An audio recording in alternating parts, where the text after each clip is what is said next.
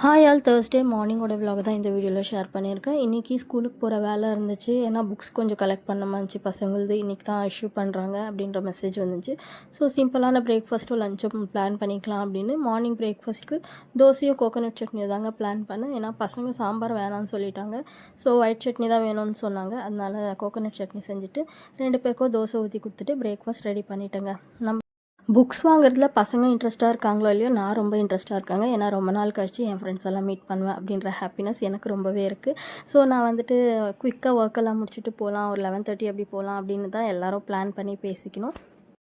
பசங்களுக்கு பிரேக்ஃபாஸ்ட் குத்த கையோடு நானும் 2 தோசை ஊற்றின்னு பிரேக்ஃபாஸ்ட் முடிச்சுட்டு உடனே லஞ்ச் செய்ய ஆரம்பிச்சிட்டேங்க. ஏன்னா போய் வந்து நம்மளால் செய்ய ஆகாது, நம்ம வரத்துக்கே லேட் ஆகிடும், வந்து லேசியாக இருக்கும். சரி ஃபஸ்ட்டே செஞ்சுட்டு போயிடலாம் அப்படின்னு ஒரு பக்கம் ரைஸ் வச்சுட்டு ஒரு பக்கம் காரக்குழம்பு செய்யலாம் அப்படின்னு உருளைக்கிழங்கும் கத்திரிக்காயும் கட் பண்ணி வச்சுட்டேங்க. ஒரு பேன் வச்சுட்டு கொஞ்சமாக எண்ணெய் சேர்த்துட்டு 2 பொடியாக கட் பண்ண வெங்காயம் சேர்த்துட்டு கொஞ்சம் பூண்டு கருவேப்பிலை சேர்த்துட்டு நல்லா வதக்கி எடுத்துக்கோங்க. கொஞ்சமாக கல்லுப்பு சேர்த்துனா கொஞ்சம் சீக்கிரம் வதங்கும். இது கூடவே கொஞ்சம் மஞ்சத்தூள் சேர்த்துட்டு நல்லா வதக்கி விட்டுக்கோங்க. இப்போ பொடியாக கட் பண்ணால் ஒரு 2 இல்லைன்னா 3 தக்காளி நம்மளுக்கு குழம்பு எவ்வளோ தேவையோ அவ்வளோ பார்த்து சேர்த்துக்கோங்க. நான் வந்துட்டு கொஞ்சமாக தான் செய்கிறேன்.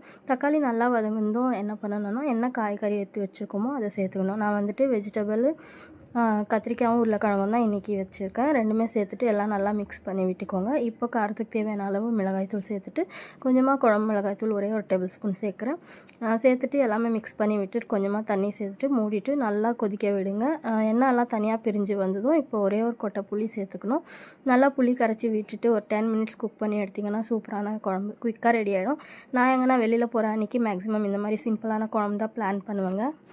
என் சின்ன பையன் மட்டும் காரக்குழம்புனால வேணான்னு சொல்கிறான். ஏன்னா காரக்குழம்புன்னு பேர் இருக்கிறதுனால மேபி அவன் காரம்னு நினச்சிக்கிறானா என்னன்னு எனக்கே தெரியலைங்க. நானும் எவ்வளோ காரம் இருக்காதுன்னு சொல்லி பார்த்துட்டேன். பட் அவன் வேணான்னு சொல்லிடுறான். ஸோ அவனுக்கு எக் ரைஸ் செஞ்சு கொடுத்துடலாம் அப்படின்னு ஒரு பேன் வச்சுட்டு கொஞ்சமாக ஆயில் சேர்த்துட்டு ஒரே ஒரு டேபிள் ஸ்பூன் மிளகாய் தூளும் 1/4 டீஸ்பூன் மஞ்சத்தூளும் கொஞ்சம் சால்ட் சேர்த்துட்டு 2 எக் உடச்சி ஊற்றி இந்த எக் புர்ஜ் மாதிரி செஞ்சுட்டு அதுலேயே ரைஸ் போட்டு கொஞ்சம் பெப்பர் தூள் போட்டுட்டு மிக்ஸ் பண்ணி கொடுத்துருவேங்க. அவன் அழகாக சாப்பிட்ருவான்.